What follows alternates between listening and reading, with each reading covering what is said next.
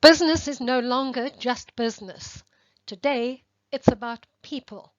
And if you don't believe me, look at the next couple of statistics. In today's world, people are generally between 60 to 70% of the organization's budget. Yes, the budget. Sometimes more, sometimes less, but generally between 60 and 70%. A study of the book value versus market value of the Standard & Poor top 500 companies between 1975 and 2009 showed that in 1975 the book value was 82% of market value. However, by 2009, just 19% of the market value of S&P Top 500 was attributable to the book value, the balance sheet value of those organizations. So, where did the other 82% of the value come from?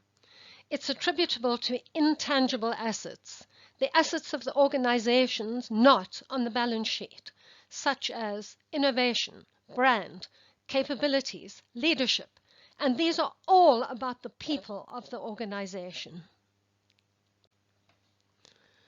On the cover flap of his book, The New Human Capital Strategy, Bradley Hall wrote, "Consider the discipline with which companies measure, manage, and grow financial capital. Now think how they manage human capital. The most important asset is largely unmanaged." That's what he said on the flap of the book. The HR measures used are mostly to do with HR's own performance, the so-called vanity metrics.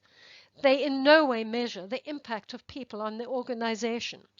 In other words, that 82% of market value is largely unrecorded and unreported from a value perspective.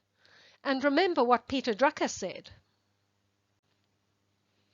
What gets measured gets managed. Without meaningful measures in place, the indisputable fact is the greatest asset is largely unmanaged. The business world has changed, and it's unlikely to ever go back to what it was before. In the past, profit and stakeholder wealth was king. The whole organization was focused on these two elements. Today, the organization is focused on what the customer needs and wants. The focus today is customer centricity, and in order to play in this new playing field, organizations need to be both responsive and agile. We are still trying to shoehorn people into jobs. It just doesn't make sense. People don't perform jobs anymore. They fill roles, and they can fill multiple roles as and when needed. The workforce needs to be much more flexible to enable the responsiveness and agility needed for the business to thrive. The focus has therefore shifted from jobs to roles and competencies. Competencies are the agility element of today's workforce. The impact on organizations is going to be huge, starting with structure. With Agile, we move from hierarchical structure to a structure of autonomous, self-managing teams. And how do we take these people accustomed to working in a hierarchical organization and give them autonomy and allow them to self-manage? We move from highly defined and structured career paths, when they were defined at all, that is, to varied and loosely defined careers with a mobile workforce pulled to where it is needed, but nevertheless defined career opportunities. Organizations still need to know what skills and competencies are needed, and people still need to be able to craft their career. We move from a structure of defined jobs to work that is structured around teams and their needs, and people are selected on the basis of their competencies, and they fill multiple roles depending on the need. We move from periodic formalized learning to constant learning integrated into everyday work with rapid reskilling. We move from periodic performance appraisals to flexible objectives and continuous on-the-job performance improvement through coaching. We move from little collaboration across organizational silos to collaboration through cross-functional teams at all levels in the organization. We move from decision-making that is centralized at the top to self-managed, autonomous teams. And remuneration practices will have to change. Just as when you add to your home, the value of the home increases. When individuals add competencies that lead to their ability to perform in multiple roles, the value of that individual increases.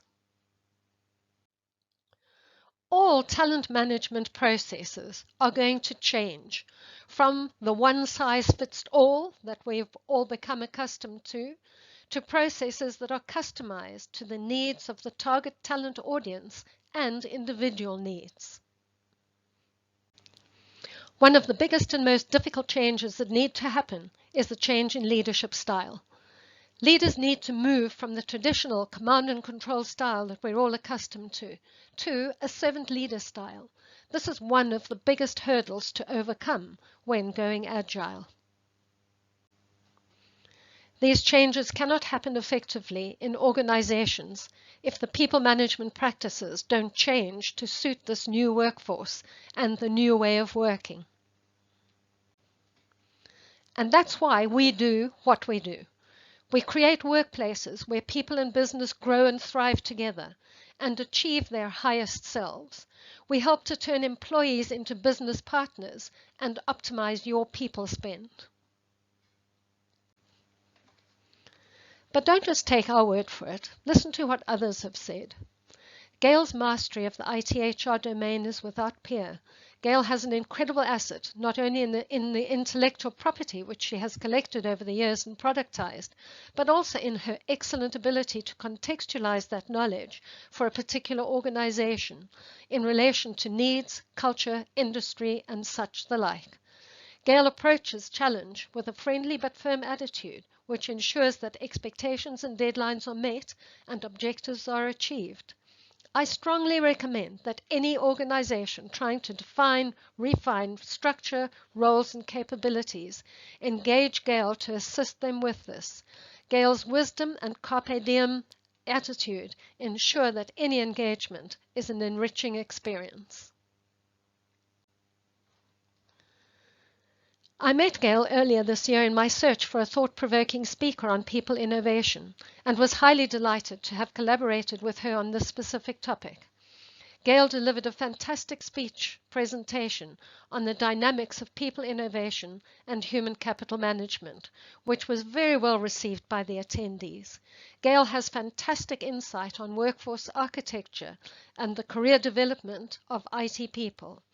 Thank you, Gail, for helping me achieve great results. So why wait? Contact us today and let's see how we, together, can make your agile journey even more successful. Contact us through our website, www.talentalign.com. I so look forward to seeing you.